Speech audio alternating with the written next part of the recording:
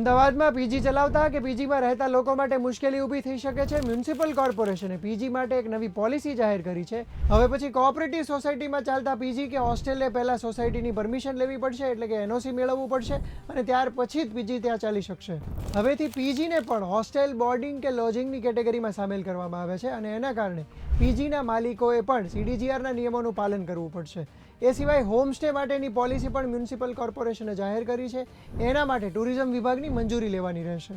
નવી પોલિસી પ્રમાણે પીજીસને હોસ્ટેલ પ્રકારના ઉપયોગ માટે 30 દિવસમાં અરજી કરવાની રહેશે મ્યુનિસિપલ કોર્પોરેશનમાં. તો અત્યાર સુધી પીજી માટે કોઈ પણ પ્રકારના નિયમો નહોતા, પરંતુ હવે પછી સીડીજીઆર 2017 એટલે કે કોમ્પ્રિહેન્સિવ જનરલ ડેવલપમેન્ટ કંટ્રોલ રેગ્યુલેશન્સનું પાલન કરવાનું રહેશે.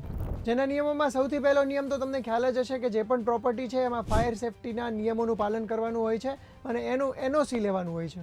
આ સિવાય રહેવાની જે વ્યવસ્થા છે એમાં સેનિટેશન અને હવા ઉજાસની વ્યવસ્થા પણ બરાબર હોવી જોઈએ અને પોલીસનું એનઓસી પણ લીધું હોવું જોઈએ. બીજો એક મહત્વનો નિયમ છે કે હોસ્ટેલ જે છે એ 9 મીટર પહોળા રસ્તા પર અને લોજિંગ બોર્ડિંગ છે એ 18 મીટરના રસ્તા ઉપર બની શકે.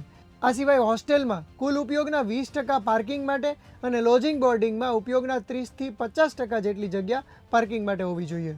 અને આ બધાથી ઉપર પાર્કિંગ જેવા મુદ્દાના કારણે આસપાસના રહીશોને કોઈ પણ પ્રકારની ખલેલ ન પહોંચવી જોઈએ. પીજીને લઈને સૌથી મોટી ફરિયાદ એ જ ઉઠતી હોય છે કે એના કારણે આસપાસના જે બીજા રહીશો છે સોસાયટીના એમને ઘણું બધું ડિસ્ટર્બન્સ થતું હોય છે.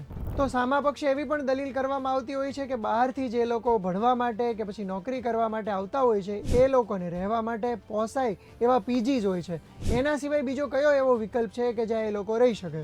તો આ સમગ્ર મામલે તમારું શું માનવું છે અમને કોમેન્ટ કરીને જણાવો. તમારી પાસે કોઈ સોલ્યુશન હોય તો એ પણ કહેજો અને આ જ પ્રકારના ઇન્ફોર્મેટિવ વિડીયોઝ જોવા માટે ગુજરાત સમાચારના ડિજિટલ પ્લેટફોર્મ જોતા રહેજો.